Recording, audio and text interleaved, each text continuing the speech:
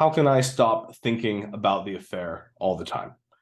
This is something really common. In one of my previous videos, I mentioned that this is one of the pitfalls to avoid if you are early on to learning that your partner has cheated on you.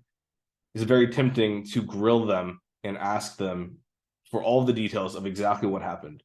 And I recommend avoiding that because what tends to happen is your brain makes images of the act of them cheating on you with each other, and you just end up replaying those over and over and over again. So I told you not to do that, not to ask for all the details, but what if you did? What can you do then? I want to give a couple of pieces of advice in this video. First off is to just recognize how thoroughly pointless it is to replay those images.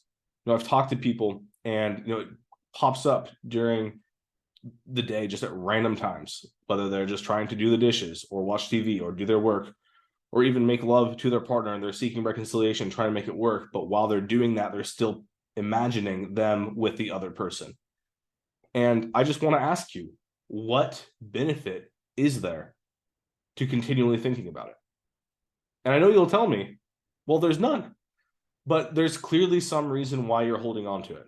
And it might be that you are ignoring addressing the deeper pain that you're feeling. And so your brain keeps popping it back up to say, hey, address this, feel this. It's not a very good strategy, though, that your brain is using to remind you of it, because it's just causing you pain. So I ask you again, like, what is it that you think you're really going to get out of just reliving those images again and again? There's nothing. It's completely pointless. So what can you actually do about it, though?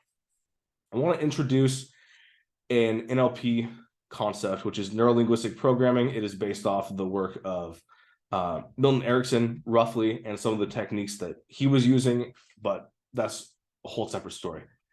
Neuro-linguistic programming recognizes that the brain processes feelings partly in response to the exact way that we represent thoughts to ourselves. So what does that mean? Well, basically, think of a movie. One scene of, say, somebody opening a door can either be made to look very cheerful and happy or very scary, just based on like the lighting that they choose to use and the music and the sound effects that go with it. So you can picture it being dark, the door creaks, and there's creepy music that plays. You feel scared, something bad's going to happen. But if the scenery is bright, there's a happy song playing, the door opens with a nice swoosh, then you're like, okay, yeah, this guy's just entering a house and there might be someone who loves him waiting inside. Now, what you can do is you already have that memory in your brain, or not even a memory, but it's like a mini little movie that you created. And what you can do is you can play with the different special effects that are going on.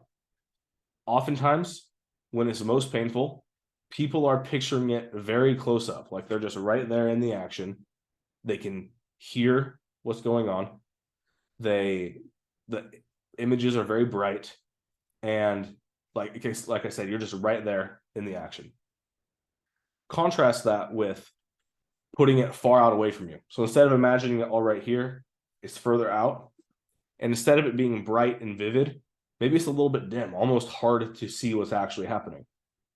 And for some people, even putting a little border around the movie makes it feel like it's this kind of thing in the past. It's not like right here, right now. It's a thing in the past. And make it dark, make it black and white, remove the color, remove the sound. If there is any sound, make it very muffled, like you can't actually hear what it is. And for most people, it varies. People's minds, their brains all work differently. For one person, brightness might make you feel more, like that's how it is with most people. But maybe for some people, when it's darker, they actually feel more. I don't know. You can have to play with this yourself. But the idea is take charge of your brain. Recognize that you can make these slight adjustments and feel differently about what happened. Now, the third thing is not going to be that interesting, like you already know it, but the reason that this is still popping up over and over for you is there's something here that's unresolved. So get help of some kind. Talk things through. Don't run from this and think that it will just go away on its own. You have to make some type of change. And that usually requires seeking some help. So don't hesitate. And I'm not saying it has to be me. Obviously, this is what I do. This is why I make videos. I'm very passionate about helping people heal from this.